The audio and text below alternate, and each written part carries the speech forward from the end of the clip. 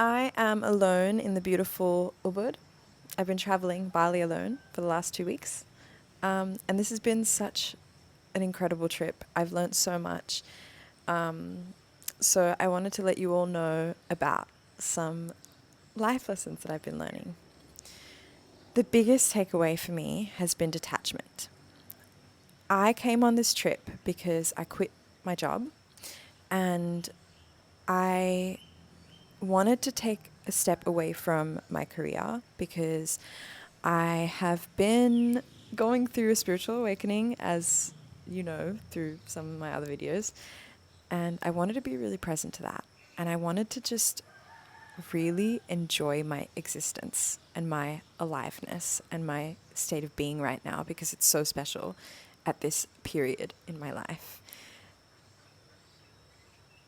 And so I booked a one-way ticket to Bali and then Sri Lanka after this. And I'm going to stay in Sri Lanka for as long as work can allow it until I have a project and a big project coming up at the end of the year, which may force me back. But hopefully I can stay till like maybe next year. We'll see what happens. But honestly, I'm so detached. And that's what this video is going to be about, detachment. And I kind of don't really. I've gotten to this point through this massive shift, these massive internal shifts that have been happening. I have so much self-trust, but now I've learned a new trust, or learning, which is a trust in the universe. And that is a scary next level of trust. And it's to the point where I kind of don't really care what happens next. I feel super impartial to my future.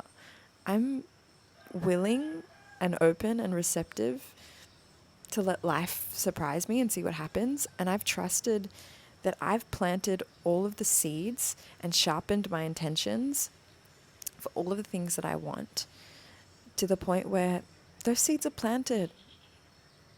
I can relax. I can let everything just flow back to me now. Let the harvest grow. Enjoy while I wait, you know?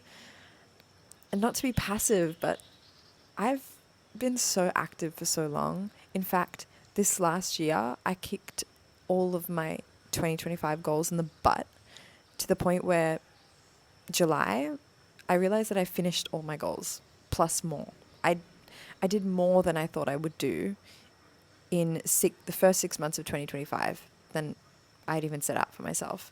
So mathematically speaking, I could waste the next 6 months and I'd still be ahead of my goals. So there's nothing to worry about. Nothing at all. Detachment. I feel detached from what's going to happen. I just feel like I'm watching my life like a movie and I'm having so much fun in my existence in this state that I get to live in right now of openness, curiosity, receptivity, inspiration. And I just want to be present to that. And the detachment comes from trust, really. And another lesson that I've learned on this trip, I went to Nusa Lembongan for surf. And I was so excited to surf. But now in hindsight, that really wasn't a surf trip in the end. What it turned into a 4-day whirlwind romance with this beautiful, beautiful, beautiful, kind, open-hearted, stunning surfer digital nomad man. And we had the most incredible 4 days together. And we fell completely in love. And that feels really weird to say, but here in Ubud, I had to let him go and I had to detach from him and come here. And I felt so heartbroken for the last couple of days. I've been like on the verge of crying like every second of every day. it's so painful. I couldn't believe it because my friends would say, I am Samantha from Sex and the City. I, but in a way that like I'm usually able to detach very easily in a way that I feel is very healthy for me. Um, in that, sorry, I think there's people. In that, I feel like I can really connect with someone and be present in that moment. And then as soon as that moment is over, I'm present to the next moment. And I will always remember and cherish.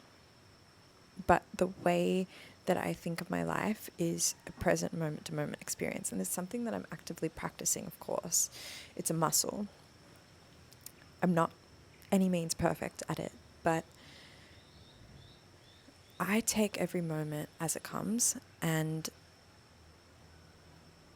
everything is temporary.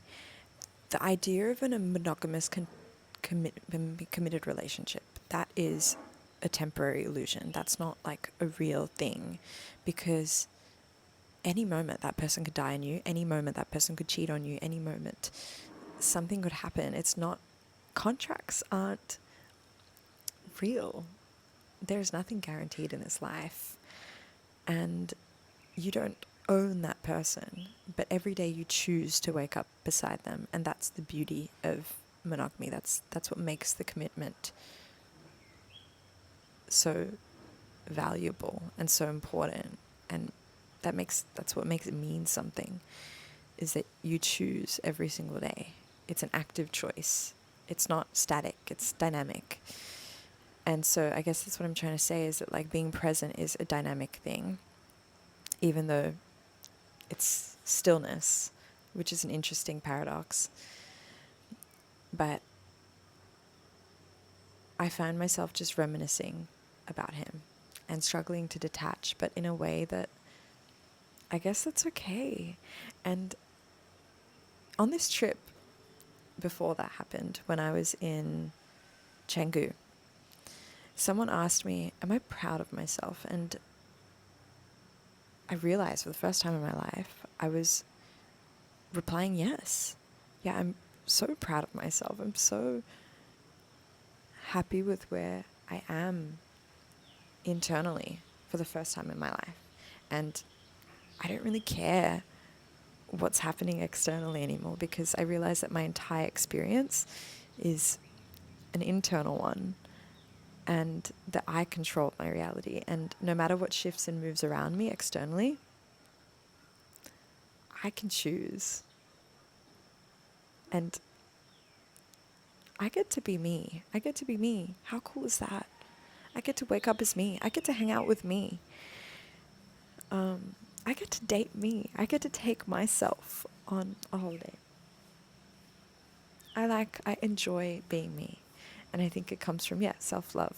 And that's taken a lot, a long process to get to this point, and a lot of self-work. But what I was saying about detachment, I'm proud of me, because I'm proud of the fact that I trust myself so much to fall fully in love, to let go and fall head first into love with this beautiful man for 4 days, knowing that it's fully temporary, knowing that he lives here and that we can't really be together and it doesn't make any kind of logistical sense. And then I'm proud of myself for being present to that and being okay with the heartache that I knew would follow.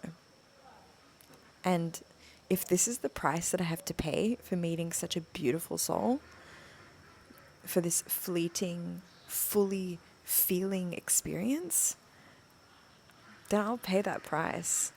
Is what a gift it is to feel, you know? What a gift it is to let these emotions pass through me. And I think that is the key to detachment, is that you let your emotions pass through you, move fully through. I think Angelina Jolie said this in an interview. You have to move fully through the pain. You can't suppress it. because that's stagnant, and you can't dwell in it because that's also stagnant. Detachment is dynamic. That's what I'm learning through this video as I'm speaking it right now. Detachment is dynamic. There you go. You have to move fully through all of your feelings and come out the other end. And in that, you will learn and grow and extract so much meaning from your experiences, which is my high ceiling theory, that life will become so juicy and so deep and fully felt and indulge and immersive.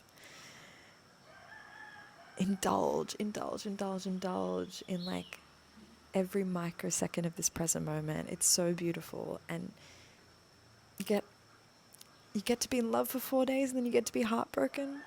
What a life, you know? I'm grateful for that. I'm grateful. What a gift it is to just be in love, to feel love. That's such a gift. So anyway, thank you for sharing this experience with me. I'm going to continue to share more thoughts when I'm in Sri Lanka. I'm so excited. Love you loads.